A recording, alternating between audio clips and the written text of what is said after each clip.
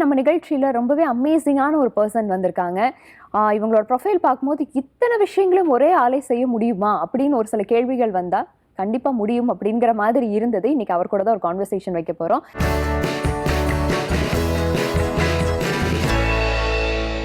யாரு கெஸ்ட் அப்படின்னு பாத்தீங்கன்னா L&D specialist and counsellor Chandrasoodeswaran sir வந்திருக்காரு. அவரை வெல்கம் பண்ணிடலாம் வாங்க. வணக்கம் சார். வணக்கம். எப்படி இருக்கிறீங்க? நல்லா இருக்கேன். நீங்க எப்படி இருக்கீங்க? ரொம்ப நல்லா இருக்கிறேன் சார். நான் ஆரம்பத்திலேயே சொன்ன மாதிரி லைக் நிறைய விஷயங்களை ரொம்ப அழகா கம்போஸ்டா பண்ணிட்டு இருக்கீங்க. இது எல்லாத்தையும் சேர்ந்து பண்றது ஒரே ஆள் இருந்தாலும் பின்னாடி நிறைய பேர் அதுல இருப்பாங்கன்னு நான் நினைக்கிறேன். உங்களுடைய ஜேர்னியை பத்தின ஒரு சில விஷயங்கள் சொல்லுங்க சார். கண்டிப்பா. நான் வந்து கிருஷ்ணகிரி மாவட்டம் ஒசூர் பக்கத்தில் மத்திகிரி அப்படின்ற ஒரு ஊரில் தான் பிறந்து வளர்ந்தேன். அப்புறம் பார்த்தீங்க அப்படின்னா நான் எழுத்துகிரின்ற ஒரு ஊரில் படித்தேன். அப்புறம் நிறையா படிப்புக்காக வேறு ஊரில் போயிட்டு நான் என்ன டெவலப் பண்ணிக்கிட்டேன்.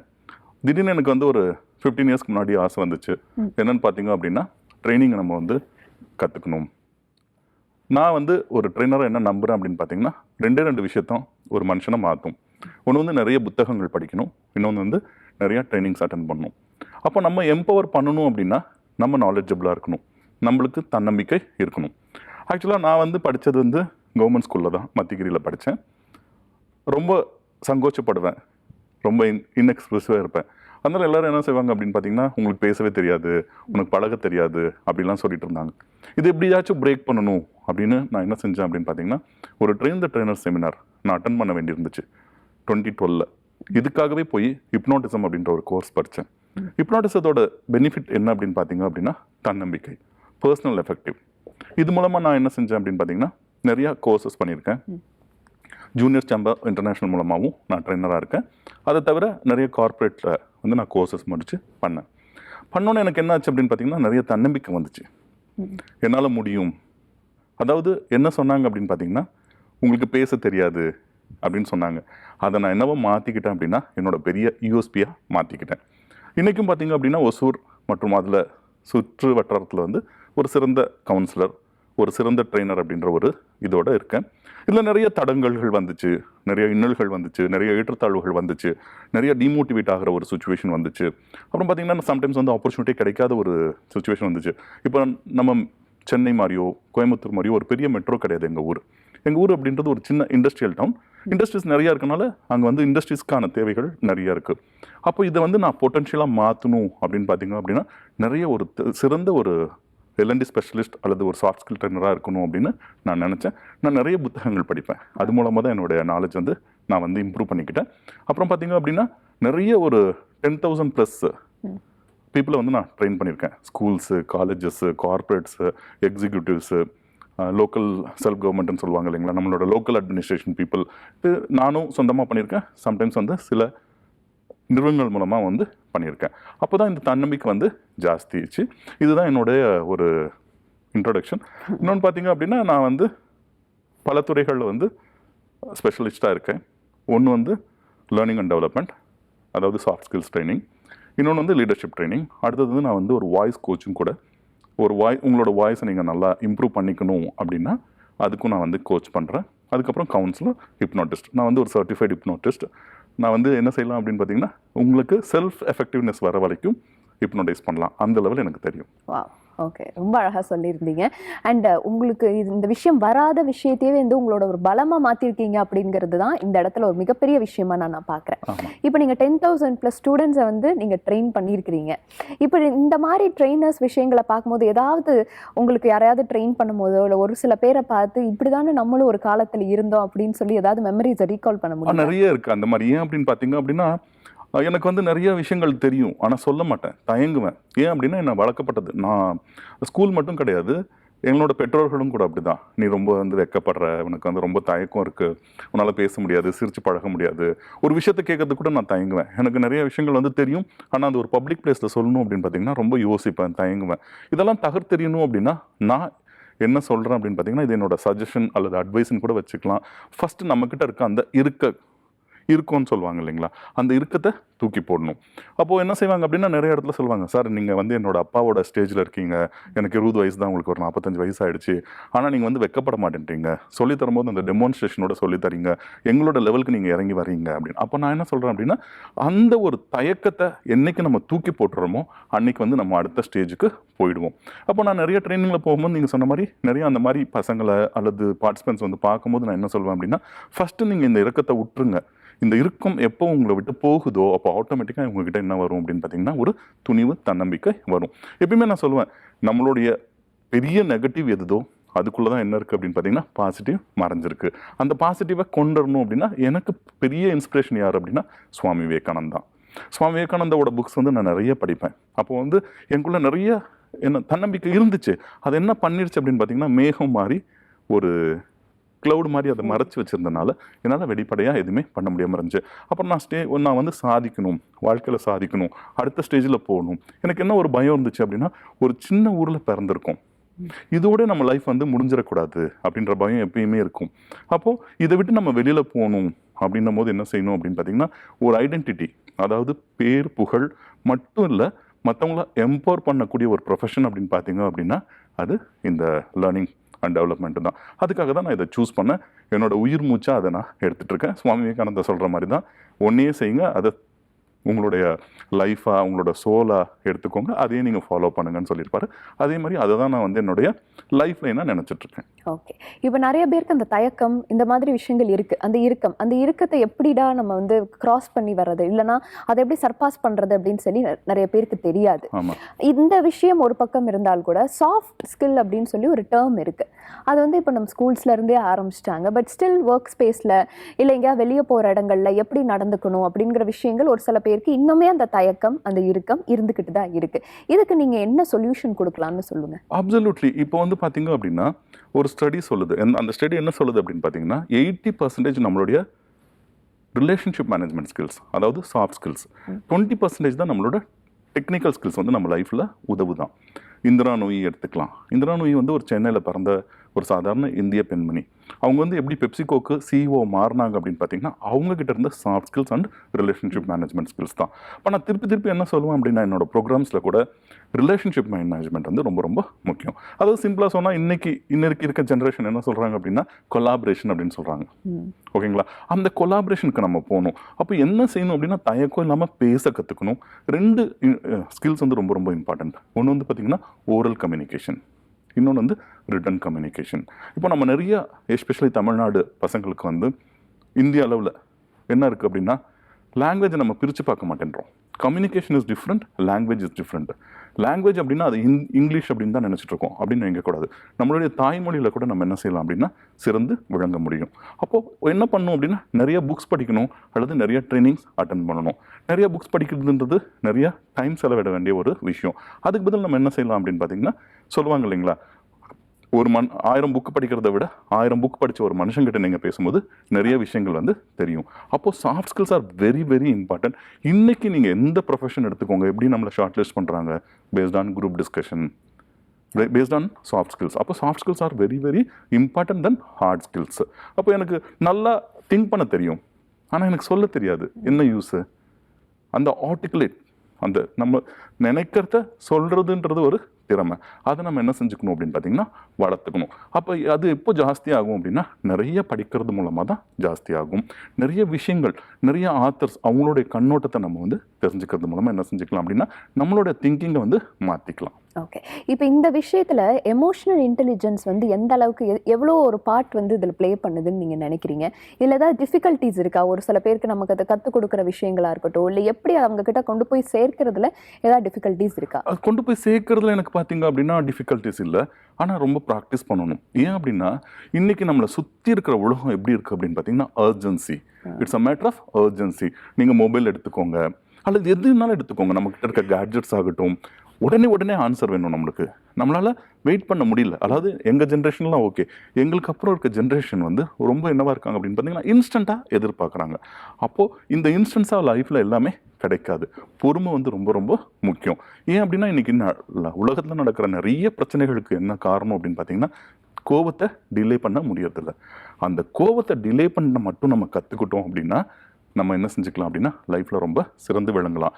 இப்போ எந்த நீங்கள் ப்ரொஃபஷனாக இருந்தாலும், நீங்கள் எந்த ப்ரொஃபஷன் இருந்தாலுமே உங்களுக்கு என்ன தேவை அப்படின்னு பார்த்தீங்கன்னா எமோஷனல் இன்டெலிஜென்ஸ் வந்து ரொம்ப தேவை. What is emotional intelligence? Managing the self and managing others. யார் வந்து தன்னோட எமோஷன்ஸை நல்லா புரிஞ்சுக்கிறாங்களோ அவங்க வந்து என்ன செய்ய முடியும், அடுத்தவங்களோட எமோஷன்ஸை நல்லா புரிஞ்சுக்க முடியும். அப்போ என்ன ஆகும், ரிலேஷன்ஷிப் இம்ப்ரூவ் ஆகும். ரிலேஷன்ஷிப் இம்ப்ரூவ் ஆகிறது மூலமாக என்ன ஆகும் அப்படின்னு பார்த்தீங்கன்னா ஒரு சினர்ஜி கிடைக்கும் ஆர்கனைசேஷனில். அதாவது நான் ஒரு பாஸாக இருக்கேன், நான் ஒரு ஹெட்டாக இருக்கேன் அப்படின்னும் போது எல்லாரையும் அரவணைச்சு கூட்டிகிட்டு போகிற ஒரு தன்மை என்கிட்ட இருக்கும். அப்போ என்ன செய்வாங்க, எல்லாரும் எனக்காக ஒர்க் பண்ணுவாங்க. ஸோ இதை நம்ம வந்து கற்றுக்கணும். கோவத்தை டிலே பண்ணணும். இது நம்ம கல்ச்சரில் ஏற்கனவே சொல்லியிருக்காங்க. இப்போ கோவம் வந்துச்சு அப்படின்னு பார்த்தீங்க அப்படின்னா உங்களோட எமோஷன்ஸை டிலே பண்ணுங்க, கண்ட்ரோல் பண்ணுங்க. அவங்கன்னு சொல்லித்தரல, தண்ணி குடிங்க, ராமா ராமா சொல்லுங்க, கிருஷ்ணா கிருஷ்ணா சொல்லுங்க. அதுக்கு என்ன காரணம் அப்படின்னு பார்த்தீங்கன்னா what is emotion? Energy in motion. அதை டிலே பண்ணுறது மூலமாக நம்ம என்ன செய்யலைன்னா பல பிரச்சனைகளை தடுத்து நிறுத்த முடியும். இதுக்கு எவ்வளோ செகண்ட்ஸ் எடுத்துக்குது அப்படின்னா நம்மளோட பிரெயின் அல்லது மைண்டு 6 செகண்ட்ஸ் தான். ஆனால் இந்த 6 செகண்ட்ஸ் நம்ம டிலே பண்ண கற்றுக்கிட்டோம் அப்படின்னா நம்ம எப்படி இருப்போம் அப்படின்னா ரொம்ப ஒரு நல்ல ரிலேஷன்ஷிப் மேனேஜராக இருப்போம். ஓகே. ஸோ அந்த டைமில் பார்த்தீங்கன்னா இந்த 90s கிட்ஸ், 2K கிட்ஸ், இப்போ gen Z kids, gen Z alpha kids அப்படின்னு சொல்லி வர ஆரம்பிச்சிட்டாங்க. இதில் நீங்கள் ஒரு பர்டிகுலராக ஒரு சில பேருக்கு தான் இப்போ நம்ம நடத்திட்டு இருக்கோம். இப்போ மெயினாக பார்த்தோம் அப்படின்னா 2K கிட்ஸ் நடத்திட்டு இருக்கோம். ஜென்சி கிட்ஸ் இப்போ வந்துட்டு இருக்கக்கூடிய ஒரு ஜென்ரேஷனாக பார்த்துட்டு இருக்கோம். அப்படி நீங்க இவங்க கிட்ட ஒரு சில விஷயங்களை வந்து ஷேர் பண்ணும்போது அவங்களோட அக்செப்டன்ஸ் லெவல் எப்படி இருக்குது? அக்செப்டன்ஸ் லெவல்னா ஃபர்ஸ்ட் கவனிச்சா தானே அக்செப்டன்ஸ் இருக்கும். அவங்களுக்கு வந்து கவனிக்கக்கூடிய தன்மையே வந்து ரொம்ப குறைஞ்சிருச்சு. அதுதான் என்ன செய்கிறோம் அப்படின்னு பார்த்தீங்கன்னா இப்போ என்ன வந்து மென்டார் பண்ணவங்களாம் என்ன சொல்லி கொடுத்துருக்காங்க அப்படின்னு பார்த்தீங்கன்னா 2 நிமிஷத்துக்கு ஒரு டைமு நம்ம ட்ரைனிங்கில் வந்து ரைட் பிரெயினையும் லெஃப்ட் பிரெயினையும் ஸ்டிமுலேட் பண்ணிக்கிட்டே இருக்கணும். அந்த ஸ்டிமுலேட் பண்ணுற மாதிரி நம்ம ப்ரோக்ராமை டிசைன் பண்ணுறது மூலமாக என்ன செஞ்சுக்கலாம் அப்படின்னு பார்த்தீங்கன்னா அவங்கள என்கேஜ் பண்ணலாம். இப்போ ஃபஸ்ட்டு வந்து அதான் நான் சொன்னேன் இல்லைங்களா, இப்போது முன்னே வந்து 20 மினிட்ஸ் அட்டென்ஷன் ஸ்பேன் அப்படின்னு சொன்னாங்க. அது அப்படியே குறைஞ்சிட்டு வந்து என்னவாச்சு அப்படின்னு பார்த்தீங்கன்னா 2 மினிட்ஸ் அப்படின்னு சொன்னாங்க. இப்போ பார்த்தீங்கன்னா நாட் ஈவன் 1 மினிட். அந்த 1 மினிட் கூட நம்மளால் கவனிக்க முடியல. ஏன் அப்படின்னா அந்த மாதிரி தான் ப்ரோக்ராம் ஆகிருக்கு நம்மளுடைய சொசைட்டி. அப்போ நம்ம அதை நிலைநிறுத்தி கற்றுக்கணும் ஒரு விஷயம்னா பெரிய சேலஞ்சு. அதுக்கு தான் என்ன சொல்லுவோம் அப்படின்னு பார்த்தீங்கன்னா செட்டிங் த டோன் அப்படின்னு இருக்குது. நிறைய மைண்ட் கிராபர்ஸ்லாம் இருக்குது. இதெல்லாம் ட்ரைனிங்கில் யூஸ் பண்ணுறது மூலமாக என்ன செய்யலாம் அப்படின்னு பார்த்தீங்கன்னா அவங்களையும் நம்ம என்ன ஃபைன் டியூன் பண்ணி கொண்டு வர முடியும். ஓகே, இது ரொம்ப அழகாக சொல்லியிருந்தீங்க. அண்ட் அது மட்டும் இல்லாமல் நீங்கள் இந்த ஹிப்னோட்டிசம் பற்றி அழகாக ஒரு சில விஷயங்கள் ஷேர் பண்ணியிருந்தீங்க. என்னால் இந்த அளவு வரைக்கும் பண்ண முடியும் அப்படின்னு சொல்லி. ஆக்சுவலாக இப்போ நமக்கு ஒரு சில கிளாரிட்டி கிடைக்கணும் அப்படின்னா ஹிப்னோட்டிசம்னா என்ன, அது சார்ந்த விஷயங்களில் என்னென்னலாம் விஷயங்கள் நம்மளால் அதில் பண்ண முடியும் அப்படிங்கிற ஒரு சில விஷயங்கள் ஷேர் பண்ணுங்க. கண்டிப்பாக. இப்போது பார்த்தீங்க அப்படின்னா நம்மளுக்கு மனசுக்கு பவர் ஜாஸ்தியா அல்லது உடம்புக்கு பவர் ஜாஸ்தியா அப்படின்னு பார்த்தீங்கன்னா மனசுக்கு தான் பவர் ஜாஸ்தி.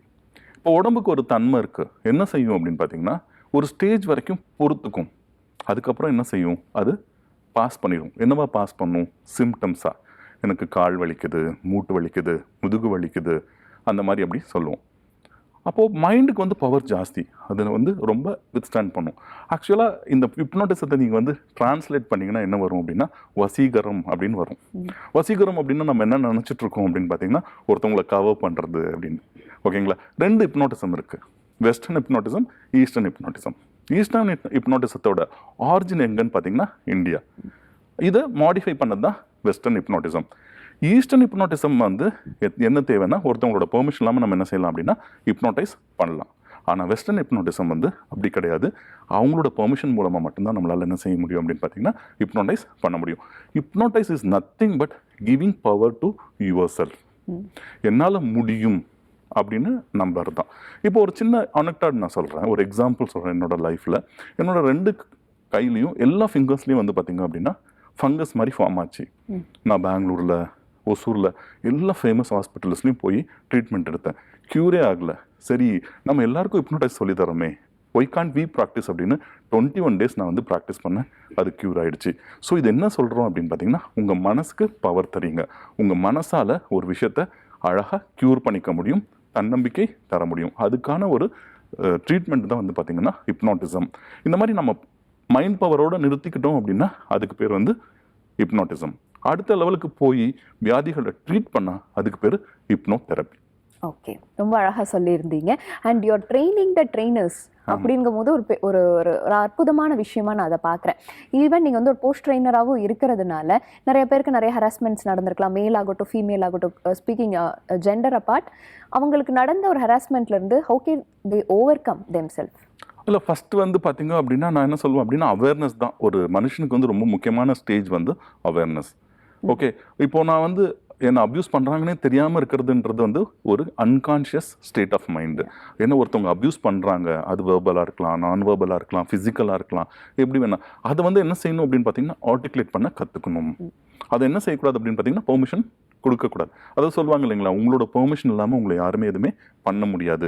ஸோ ஃபஸ்ட்டு வந்து அவேர்னஸ். அந்த அவேர்னஸ் கிரியேட் பண்ணுறது தான் இந்த பாஸ் ட்ரைனிங்கோட வேலை. நான் நிறைய பேருக்கு அதை வந்து சொல்லி கொடுத்துட்ருக்கேன். இப்போ என்னன்னா உங்களை வந்து ஒருத்தவங்களை வந்து ஃபிசிக்கலாவோ வேர்பலாவோ நான் வேர்பலாவோ ஒருத்தர் அப்யூஸ் பண்ணும்போது அதை என்ன செய்யணும் அப்படின்னு பார்த்தீங்க அப்படின்னா ஃபோக்கஸ்டு குரூப்னு இருப்பாங்க இல்லைங்களா, நம்ம ஒர்க் பண்ணுற ஆர்கனைசேஷனில் அவங்கக்கிட்ட போய் சொல்ல கற்றுக்கணும். ட்ரெயின் த ட்ரெயினர்ஸ் அப்படின்னு பார்த்தீங்கன்னா நான் நிறைய ட்ரெயின் த ட்ரெயினர்ஸ் பண்ணிகிட்ருக்கேன். அது வந்து ஒரு எம்பவர்மெண்ட் தான்.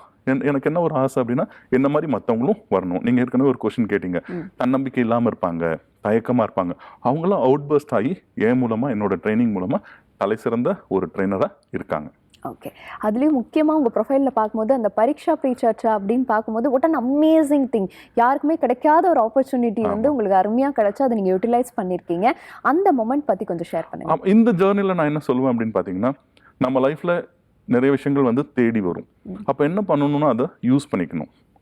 நான் ஒரு நாள் சர்வ் பண்ணிகிட்டு இருக்கும்போது, நெட்டில் வந்து சர்வ் பண்ணிகிட்டு இருக்கும்போது mygovernment.in எனக்கு ஒரு ஆப்பர்ச்சுனிட்டி கிடச்சிச்சு. அதில் என்னன்னு பார்த்தீங்க அப்படின்னா, prime minister of India Shri Narendra Modi வந்து பரீட்சா பே சர்ச்சா அப்படின்ற ஒரு நிகழ்ச்சியில் மாணவர்கள்கிட்ட, உங்களை மாதிரி பெற்றோர்கள்கிட்ட, ஆசிரியர்கள்கிட்டலாம் பேச போகிறாங்க, நீங்கள் இதுக்கான கொஷினை பதிவிடலாம் அப்படின்னு சொன்னாங்க. நான் அதை பதிவிட்டேன். ஒரு 2 months கழித்து எனக்கு ஒரு கால் வந்துச்சு. பிரைம் மினிஸ்டர் ஆஃப் இந்தியாவோட ஆஃபீஸில் இருந்தும் மினிஸ்டர் ஆஃப் எஜுகேஷன்லேருந்தும் வந்துச்சு. சார், இந்த மாதிரி ப்ரோட்டோக்கால் படி உங்களை தமிழ்நாட்டிலேருந்து நாங்கள் செலக்ட் பண்ணியிருக்கோம், நீங்கள் பேசணும் அப்படின்னு சொன்னாங்க. நிறைய ப்ரோட்டோக்கால்ஸ்லாம் செட் பண்ணியிருந்தாங்க. ஏன்னா பிரைம் மினிஸ்டர் இல்லைங்களா. அப்போது அவங்க கொடுத்தது என்ன அப்படின்னு பார்த்தீங்கன்னா 40 seconds தான். அந்த 40 seconds என்னோட லைஃப்பில் மறக்கவே முடியாத ஒரு மொமெண்ட். ஏன் அப்படின்னா நான் டைரெக்டாக யார்கிட்ட பேசிகிட்டு இருக்கேன் அப்படின்னு பார்த்தீங்கன்னா ஒரு பெரிய நாட்டோட பிரதமர்கிட்ட பேசிகிட்டு இருக்கேன்.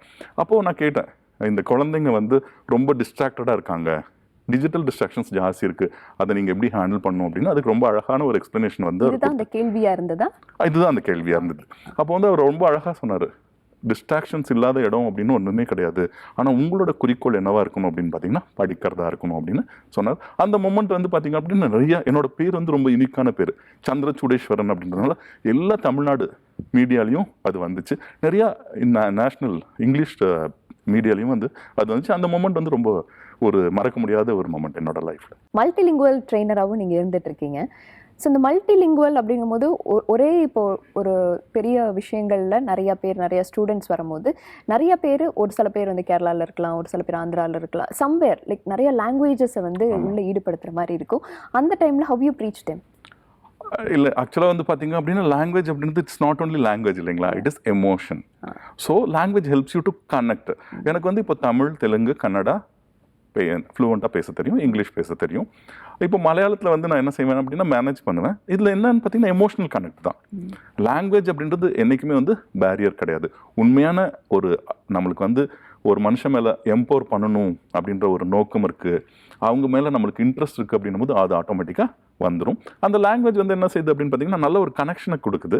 லாங்குவேஜ் இல்லாதப்போ நம்ம என்ன செய்வோம், அன்பு தான் அங்கே வந்து ஒரு பரிமாற்றமாக இருக்கும். அது மூலமாக நம்ம என்ன செஞ்சுக்கலாம், அவங்களோட கனெக்ட் பண்ணிக்கலாம். இப்போ நான் கன்னடாலையும் நிறைய ப்ரோக்ராம்ஸ் வந்து பண்ணிகிட்ருக்கேன். Wow, that's sound so good. And நிறைய ஒர்க் ஷாப்ஸுமே நீங்கள் பண்ணிகிட்ருக்கீங்க. அந்த ஒர்க் ஷாப்ஸில் வந்து ஒவ்வொரு டைம்லேயும் like you handle the things very டிஃப்ரெண்ட்டாக நான் பார்க்குறேன். ஸோ அப்படி பார்க்கும்போது இந்த இதை முடிச்சுட்டு அடுத்த ஒர்க் போகணும், அடுத்த ஒர்க் ஷாப்ஸ் போகணும் அப்படின்னு சொல்லி யூ வில் ஹேவ் அ ஸ்கெட்யூலில் அதை எப்படி மேனேஜ் பண்ணிக்கிறீங்க? அது ஒரு பெரிய சேலஞ்சிங்கான விஷயம் தான். ஆனால் என்னன்னு பார்த்தீங்க அப்படின்னா ஒவ்வொரு டைமும் நம்ம ஒரு புது ஆடியன்ஸை பார்க்கும்போது நமக்குள்ளே நிறைய ஒரு புத்துணர்ச்சி வரும். ஒரே விஷயம் தான். இப்போ ஃபார் எக்ஸாம்பிள் டைம் மேனேஜ்மெண்ட் அப்படின்றது நான் நிறைய ஆடியன்ஸ்க்கு வித்தியாசமாக சொல்லி கொடுத்துட்ருப்பேன்.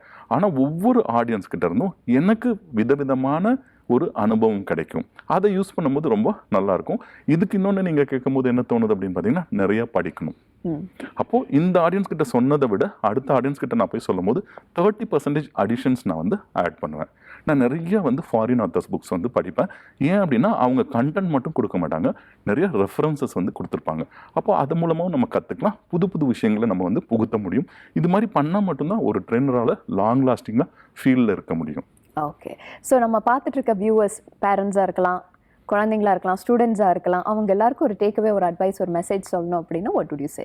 என்னோட சஜஷன் பார்த்தீங்க அப்படின்னா, தமிழகத்துலேயே ஆகட்டும், நம்ம தாய் திருநாடான இந்தியாவில் ஆகட்டும், எல்லார் வீட்லேயும் பூஜை ரூம் இருக்கோ இல்லையோ, லிவிங் ரூம் இருக்கோ இல்லையோ, கண்டிப்பாக ஒரு லைப்ரரி இருக்கணும். அதில் அவங்களுக்கு பிடிச்ச மாதிரி, நம்மளுக்கு பிடிச்ச மாதிரி கிடையாது, குழந்தைங்களுக்கு பிடிச்ச மாதிரி அவங்களுக்கு என்ன டேஸ்ட் இருக்கோ அது மாதிரி புக்ஸை வாங்கி கொடுக்கணும். ஸ்க்ரீன் டைம்னு சொல்கிறோம் இல்லைங்களா, mobile usage, system usage, laptop usage எல்லாம் குறைச்சிக்கிட்டு, அதெல்லாம் இல்லாமல் பண்ண முடியாது, அதெல்லாம் குறைச்சிக்கிட்டு புக்ஸை படிக்கிற ஒரு தன்மையை நம்ம குழந்தைங்க கிட்ட, யங் ஜென்ரேஷன் கிட்ட கொண்டு வரணும். ஏன்னு பார்த்தீங்க அப்படின்னா, சுற்றி இருக்க மீடியா எல்லாமே எப்படி இருக்குது அப்படின்னா, பார்க்கறத தான் ப்ரொமோட் பண்ணுது, கேட்குறத தான் ப்ரொமோட் பண்ணுது, திங்க் பண்ணுற மாதிரி புக் மட்டும்தான் பண்ணும். அதனால் இந்த புத்தகங்கள் தான் நம்மளை வந்து மாற்ற முடியும், வலிமையான சிறந்த ஒரு மனிதனாக மட்டும் இல்லை, ஒரு நல்ல தலைவனாகவும் மாற்ற முடியும். நம்மளோட நாடு ஃப்யூச்சர் யார்கிட்ட இருக்குது அப்படின்னா, இன்றைக்கி இருக்க யங்ஸ்டர்ஸ் கிட்ட தான் இருக்குது. ஓகே சார், ரொம்ப அருமையான அழகான விஷயங்களை வந்து இன்றைக்கி ஷேர் பண்ணியிருந்தீங்க. உங்களோட நெக்ஸ்ட் விஷன் மட்டும் என்னன்னு கொஞ்சம் சொன்னீங்கன்னா நல்லாயிருக்கும். நெக்ஸ்ட் விஷன் பார்த்தீங்க அப்படின்னா, கண்டிப்பாக இன்னும் ஒரு 5 வருஷத்துக்குள்ளே ஒரு 1.5 லட்சம் பேரையாச்சும் நான் ட்ரெயின் பண்ணணும் அப்படின்றது என்னோட விஷன், அதுதான் என்னோட ஆசையும் கூட. ஓகே சார், இன்றைக்கி ரொம்ப அழகான அருமையான நிறைய விஷயங்களை வந்து எங்களுக்காக ஷேர் பண்ணியிருந்தீங்க. டெஃபினட்டாக எங்களுக்கு ரொம்ப யூஸ்ஃபுல்லாக இருந்தது. Thank you for joining with us today sir. Thank you so much for the opportunity. Thank you.